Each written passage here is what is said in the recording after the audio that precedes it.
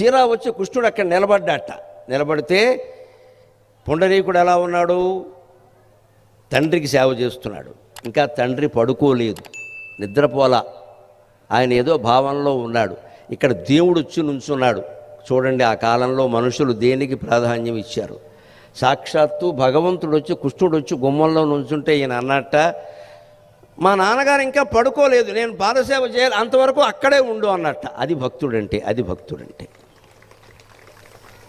తండ్రికి సేవ చేయడం, తల్లికి సేవ చేయడం, భగవంతుడికి సేవ చేయడం కంటే ఎక్కువ. ఆలోచింతురుగాక, మీరు ఆలోచింతురుగాక.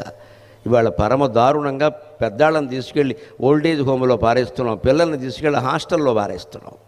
మన సుఖాలు మనం చూసుకుంటున్నాం, మన ఫోన్లు మనం చూసుకుంటున్నాం. పోనీ ఈ ఇద్దరు ఏమైనా మాట్లాడుకుంటారంటే అది కూడా లేదు ఇక్కడ. ఎవడి ప్రపంచం వాళ్ళది. నేను ఒక్కడమే వేలెట్టి నొక్క